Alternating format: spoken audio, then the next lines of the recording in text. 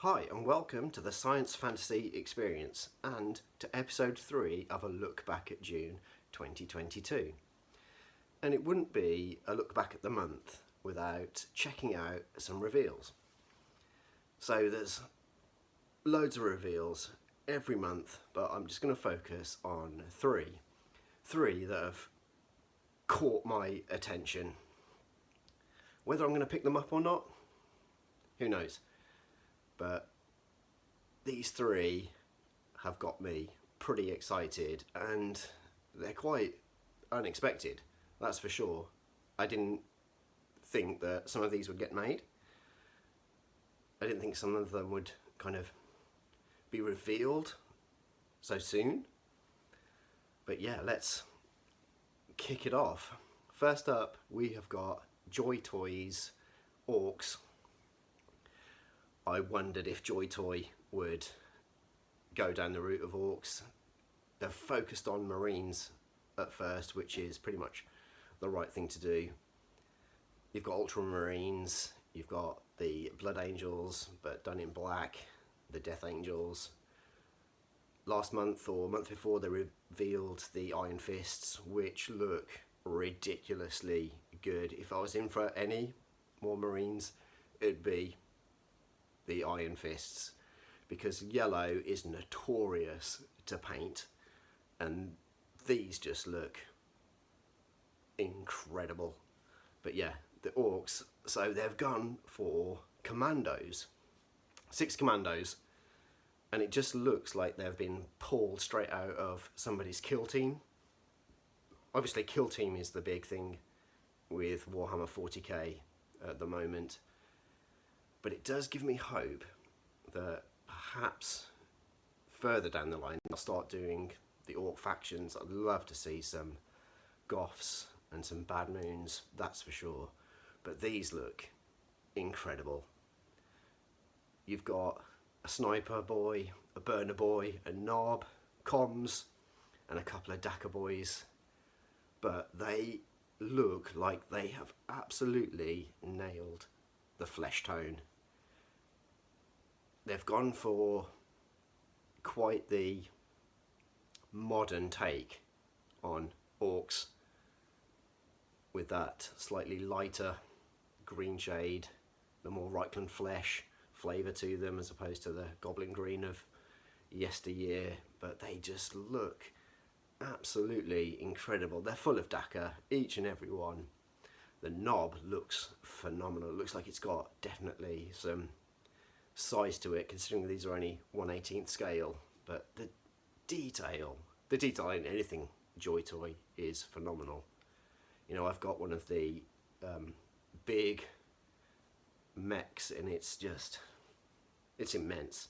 But yeah, it's incredible to see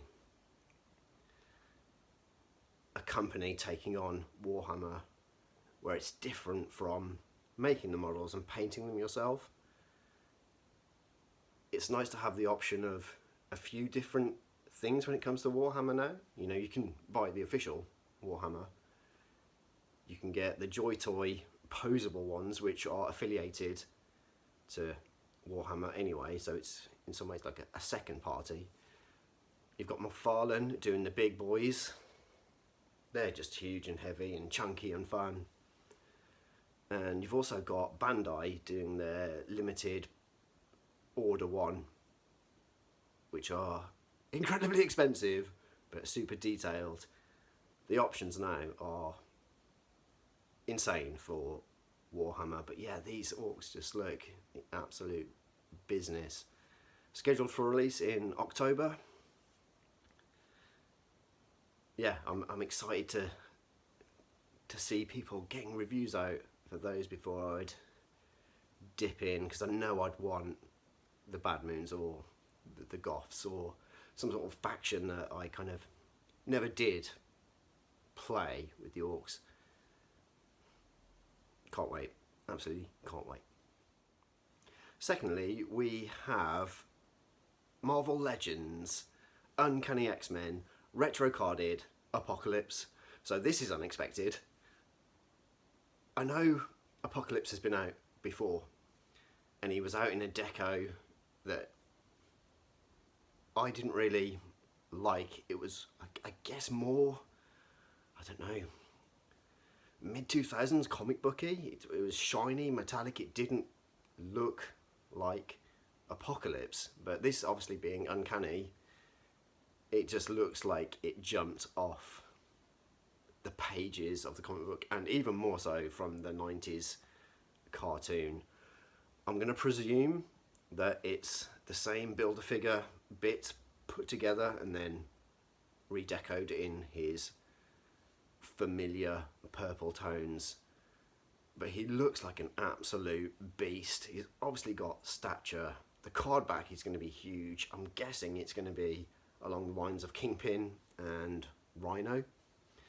Considering the price point as well, this is, I think Hasbro Pulse had it listed as $41.99, which is top end for a Marvel Legends figure, that's for sure. But yeah, he looks big, beefy. He just evokes absolute nostalgia for the 90s. Again, I don't know if I would pick him up. I have Cable, so do I want to get a companion piece? Yeah, maybe. The aesthetic to Cable's slightly different though to the aesthetic of Apocalypse. But maybe that'd work. I don't know, but yeah, it's an exciting one to see, and just didn't see it coming. And that has a release of January next year. Whether that happens, who knows? Like, the release schedule for Hasbro is wild. I saw that some people are getting Zmot from G.I. Joe Classified, and I'm like, but that's scheduled for like next year. How is that a thing? Sometimes you get an email saying, oh, good news, it's coming early, which was exciting. That, you know, Outback came early, so yeah, January for that. And finally, this is the one that has got me the most hyped. We have got Super 7 Ultimates. This is the first wave of the Toxic Crusaders. 3 in the wave. You have got Toxie, Radiator Ranger, and Junkyard.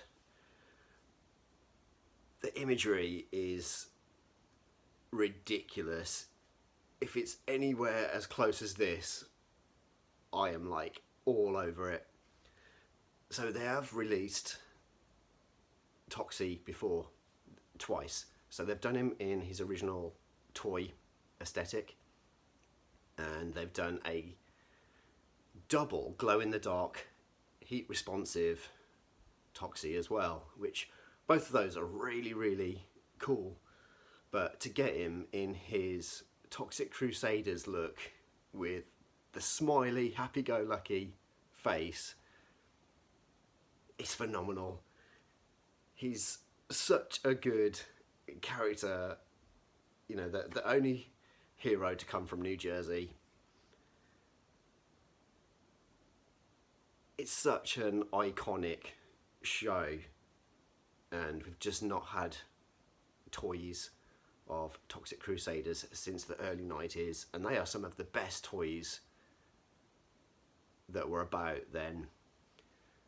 Super garish, fluorescent colours, a ton of accessories.